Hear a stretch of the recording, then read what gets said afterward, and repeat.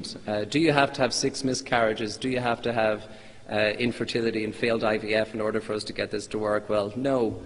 And this couple, this lady, single girl, came to us at age 31 in February of last year. She was engaged, due to get married in July of last year. She had premenstrual syndrome, fatigue, and her sister was coming to me for treatment for polycystic ovaries. And this girl wasn't sexually active, she was practicing her faith, and she wasn't yet trying to conceive. And the only reason she came was because her sister was feeling so good in treatment, and she recognized that her sibling had a bit of premenstrual syndrome, and maybe she'd benefit from some of the things that we had, because it works a treat for PMS. And this was her chart. So her chart was dramatically abnormal. She had premenstrual spotting, she had brown bleeding, and she had this premenstrual syndrome and profound fatigue. And we would look at her and say, you have gynecologic ill health. We need to restore this. You'll feel better, your chart will look better, and your fertility potential is going to be better. So we sorted out her low hormones, and I put her on endorphin stimulation with naltrexone, which is a beautiful treatment we use, and put her on some hormonal treatment, and she felt fantastic. Her PMS was gone, she was brimful of energy, and her progesterone levels were up to normal. But her chart was still abnormal. So we said, well, this is great, and normally this would have solved all of your problems, but your chart's telling us we haven't solved everything yet because the bleeding isn't right. And now this is May, and she's getting married in July, so we're kind of cutting it fine. And we did an ultrasound scan, and we confirmed what we clinically suspected, that she had polycystic ovaries, but you can't really appreciate it from the ultrasound there, but she had a polyp, small fleshy tissue within the cavity of her uterus. So we needed to get that removed, because that'll make it harder to get pregnant and higher risk for miscarriage. So referred her for hysteroscopy and polypectomy to have that removed, and then everything was sorted. Beautiful chart, felt great, brimful of energy, no PMS, lovely hormones, everything was great. Have a good honeymoon. And they did. And they conceived on their honeymoon. And I believe, I was speaking to her sister recently, and she told me that she had a baby boy in April and everything went fantastically well. And the question for me is, this problem was identified and solved before it officially existed. If I'm doing research in the future, I would have to exclude her from my data, because she didn't have a year of infertility, so she didn't fit the definition of infertility, and she didn't have 3 miscarriages, so she didn't have a problem in the first place. So we diagnosed and treated the problem before it officially existed, and that's how radically advanced fertility care and NAPRO technology is. Not only did it solve her PMS and her fatigue, but it saved her all these other headaches down the line as well. This couple, they've gone public a few times. It's Dr. Eamon McMullen and his wife Louise, and they've had repeated failed IVF and success with NAPRO, and that's NAPRO technology triplets, one at a time at their own choosing. And I was talking to him recently. When we get 3 babies, it's like they don't all come at the same time. They come spread out over one at a time over a number of years. And they were saying, you know, we don't know if we want to have another baby or not. They know with treatment they have the freedom to make that choice or not. They say, we're very busy and we're this, that and the other. They say, you know, we can't believe that we have the luxury of this, being able to try and decide like this, because before we couldn't even get pregnant. Now we have the luxury to decide, do we really want to try for another one or not? And there's a high probability that if they did try, that they would have success again. And this has just been a fantastic blessing for them, and they've been very generous in going public repeatedly with this, which is why I can mention their names. And in fact, he's trained in NAPRO technology as well. Faith and reason, the conflict is there. Science says, let's do it because we can. And let's take a picture of a sperm fertilizing an egg because we can. Science says, if I can't measure it, see it, touch it, feel it, smell it or taste it, then it doesn't exist. With faith, we believe on the 6th day God created man. In his own image he created him, male and female he created them. And the essence of life is a mystery. And any honest scientist will tell you, we don't really know what life is. You can't measure life. We can look at characteristics of living things, but we scientifically do not have a handle on what life is. With all the reproductive technologies, we're clever manipulators of life, but we can't create life. We have to get living things and manipulate them, but we can't actually measure it. So really, life and creation retain a large amount of mystery. The more we know, the more we ought to bow in reverence and awe at the work of our Creator. 1 in 6 couples experience difficulty conceiving, and they often find it very difficult to follow a Catholic ethos. I talked about this stuff, so I'm just going to zip through. I don't need to say all the bad things about IVF other than to say that it's bad, and don't do it. Don't recommend people to do it. I find so many people that are under pressure to do it, and you say, well, I've got all these reasons why I should do it and all the reasons why I shouldn't do it. You can cut through it. Look, it's bad for you, just don't do it. Simplicity really helps. It's a sin. Anything that's sinful is going to hurt you, and it'll hurt you a lot. You can look at all the statistics. We put them all online, but you're better off avoiding it. And ultimately, a lot of it comes down that we're persons in relationship, and some things in life can't be delegated to a third party. You can't ask somebody to propose for you. You got to be there to do that in person. Usually, you got to be there to say "I do." Somebody told me there are exceptional circumstances where you don't have to, but most of the time you got to be there, and it's one of the most personal things I've ever done. I can't tell my secretary, I'm busy, would you ever go down and say happy birthday to my son? It's his birthday today. It's insulting to him. He'll be upset. I have to be there in person. I'm in relationship with him, and I've got to be there. A family graduation, your mother's funeral. Who else can be there but you? We're persons in personal relationship. And what in life is more personal than the act of trying to conceive for persons in relationship? A kiss, an embrace. Some things in life simply should not be delegated to a third party because it's depersonalizing and dehumanizing at the highest level. The Catholic vision of life is, before I formed you in the womb, I knew you. Before you were born, I set you apart, from Jeremiah.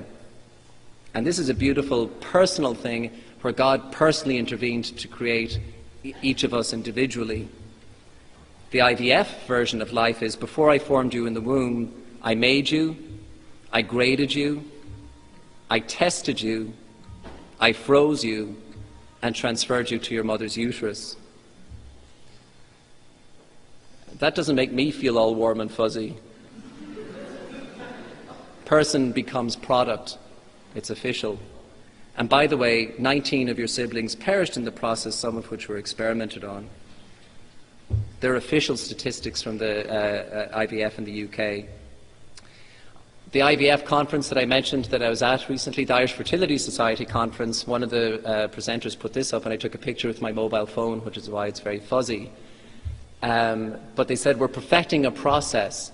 We started with the Model T Ford, and we used to get a lot of triplets, but now we've evolved. Like the Model T Ford has become the Toyota hybrid. More often we can get singleton pregnancies instead of triplets.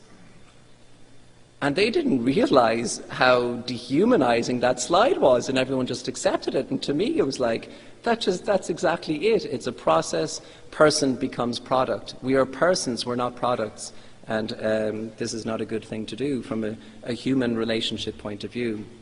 The number of embryos lost in the UK, 2 million embryos dead since IVF began practice. A lot of those embryos are abnormal and incompatible with survival, but still there's that amount of human life lost as a process to get there. So the beautiful baby that results from IVF is beautiful, but what a price is paid to get there. And the question is that price too high to pay to get your result? NAPRO technology offers a pro-life alternative. It's kind to couples, no moral dilemmas, and a real chance of success.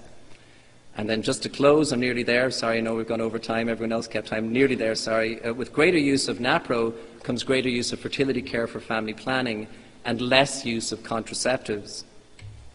Contraceptives used with full knowledge and full intent decisively separate couples from life in the Trinity, and the fruit of contraception is death. This is something some people just have to accept in faith because it's a little bit hard to get your head around sometimes. There is a direct link statistically between the use of contraception and an increase in unwanted pregnancies, sexually transmitted infections, and abortion. Culturally, in every culture where contraception comes, the graphs for all of these things increase exponentially in tandem with contraception use. With contraception, you say yes to pleasure, you say no to baby. You sever the link between the unitive and the procreative, between lovemaking and life. With fertility care, you say yes to pleasure, and you say, baby, well, maybe. We don't say no. We say it's a part of it. And in fact, our teachers are trained to counsel couples who use this for family planning. They proactively say, what is your intention using the system? If you get pregnant, would you have an abortion? And if they say, yes, I would, we proactively counsel those couples what an abortion is, what human life is, and how to respect it. And when somebody's in crisis, they can't hear that. But when they're using it for family planning, you can actually win them over. And something else happens, not just from the interaction of the teacher. Using the system, you put down a sticker and there's a baby on it each time. So you have very strong reasons why you don't want to get pregnant, and you're putting down your baby sticker, and you're looking at each other, and you're looking at the baby sticker, and you're looking at each other again, and you realize the question isn't, do we want to make love tonight? The question is, do we want a baby tonight? And you kind of say, well, maybe the car can wait, or the holiday can wait, and you find your reasons for not choosing life become less and less. And couples who use fertility care for family planning usually have larger families because they become more open to life, but they knowingly use the fertile time each time. So with contraception, abortion is necessary for unintended pregnancy from failed contraception. That's the direct call of Planned Parenthood, and this is why abortion is necessary and why it's enshrined in reproductive so-called rights. With fertility care, a baby was always a possibility. So contraception gives disrespect for fertility as well as newly conceived life, and culturally there's a subconscious mental shift in favour of abortion, whereas fertility care gives respect for fertility as well as newly conceived life, and there's a subconscious mental shift in favour of life. Contracepting couples unwittingly become more pro-abortion than they would intellectually realise, and we do the opposite. We're the antidote to that illness. And unfortunately, there's more abortions in Ireland and sexually transmitted infections than we would like. And the spiritual battle to close, that each choice, contraception or fertility care, IVF or NAPRO technology, each approach offers a completely different final destination, life or death. And it's a spiritual battle. I borrowed these words from Father Frank Pavone from Priests for Life. You know, our Lord's thing at Mass, at the consecration, where you lift up the host, and the words of the priest are, "This is my body," and this is Christ, and this is his body, and he gives his body away so that we might live, because we live because of what he has done. Because of his death, we live. Abortion supporters cling to their bodies so that others might die. It's the complete opposite. Same words, "This is my body," but completely opposite meanings. Christ teaches the meaning of love. I sacrifice myself for the good of the other person, whereas abortion teaches the opposite of love. I sacrifice the other person for the good of myself. Same words, "This is my body," but completely different meanings. And Father Frank Pavone tells us that human happiness and fulfillment are never found by pushing other people out of the way. They're found when we push ourselves out of the way. And Jesus proclaims that life finds its centre, its meaning and fulfillment when it's given up. It's no accident that the same words are used for such different purposes, and a spiritual conflict rages here. We win in our own lives and in the world by living these words in self-giving, life-giving love. When John Paul II was alive, Professor Hilders had the pleasure of presenting our textbook to him, and John Paul II, he contributed $50,000 for 4 consecutive years to the Pope Paul VI Institute in rich America. This is at a time where you had war, famine, hunger, and all these worthy causes globally, and the Pope looked around and said, "I'm giving my money to rich America because they need it for fertility care and NAPRO technology because they're in danger of closing." And to me it says, just how important is this? And when he was meeting the Pope, he met a certain cardinal along the way and had his picture taken with him. Providence working overtime. And in closing, all glory be to him whose power working in us can accomplish infinitely more than we can ask or imagine. And Einstein says there's 2 ways to live our life, one as though nothing is a miracle, and the other as though everything is a miracle. So faith and reason can go hand in hand, and he's one of the greatest scientific minds of our time.